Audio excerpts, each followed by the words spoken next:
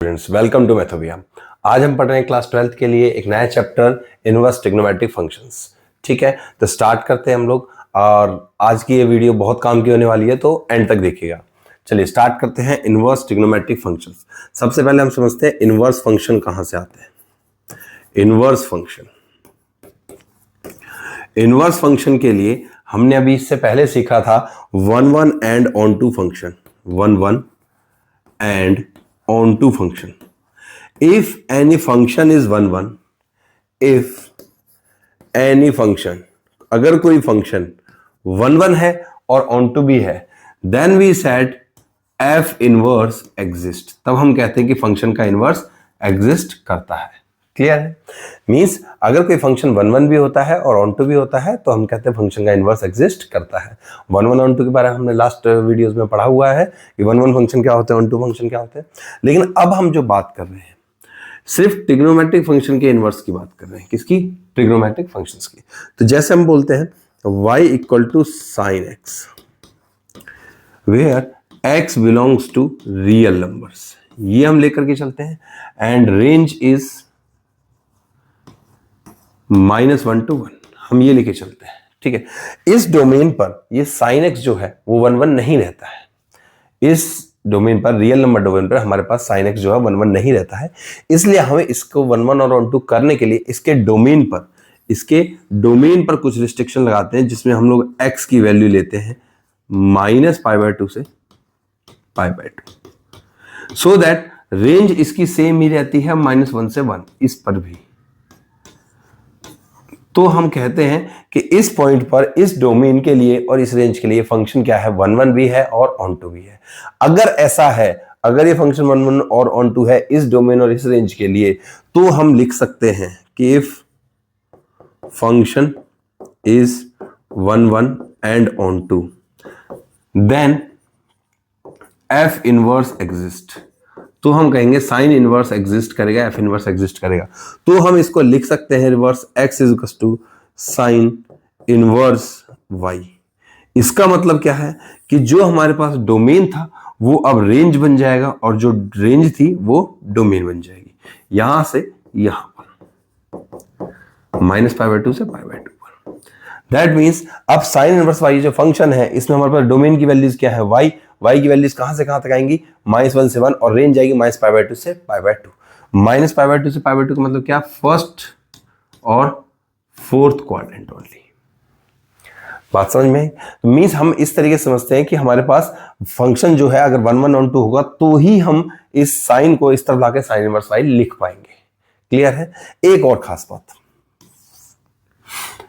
कि sine inverse x कभी भी किसी भी सिचुएशन में 1/sin x के बराबर कभी नहीं होगा। ये सबसे इंपॉर्टेंट बात है। साइन इनवर्स जो है, इनवर्स जो हम वर्ड लिख रहे हैं, ये सिर्फ सिंबल है कि हमारे पास ये फंक्शन 1 1 ऑन टू था और इसका हमने क्या किया है, इसके डोमेन और रेंज को हमने रिस्ट्रिक्ट किया है 1 1 ऑन टू होने के लिए, इसलिए ये इसका इनवर्स एग्जिस्ट कर रहा है। ठीक है, इसका मतलब 1 में साइन एक्स कभी भी नहीं होगा।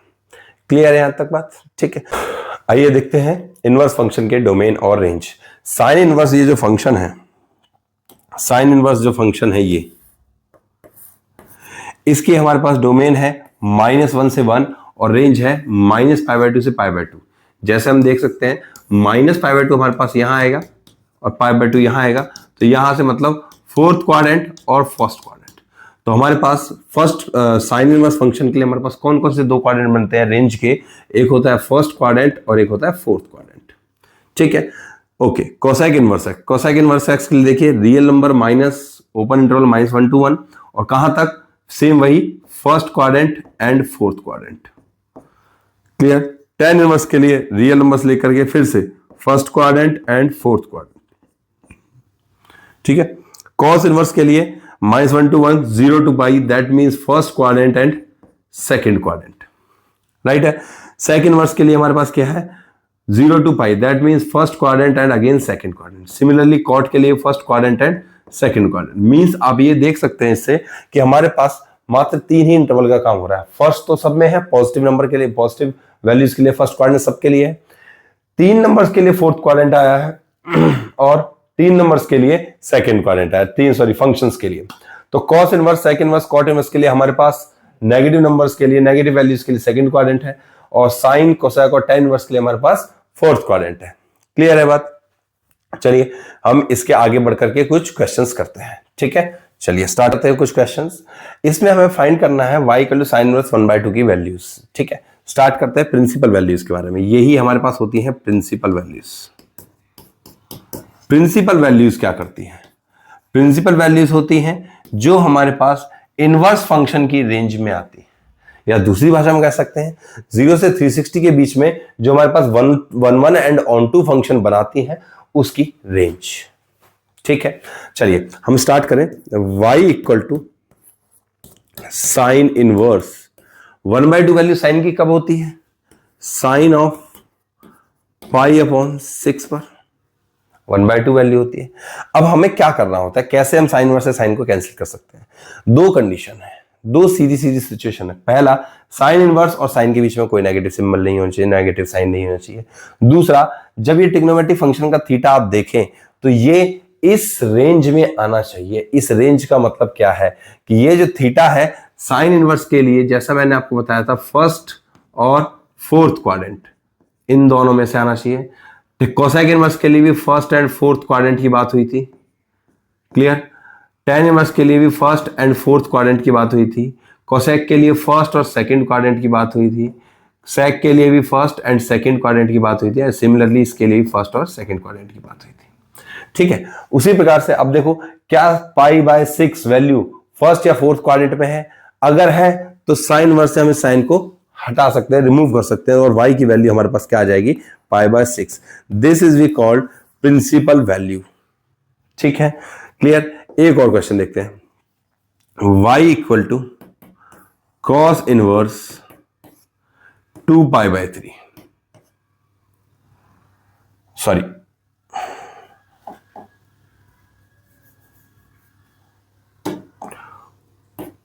कॉस इनवर्स 1/√2 माइनस में। अब क्या करें? y equal to cos inverse, minus को एज इट इज रखते हैं। 1/√2 कब होती है?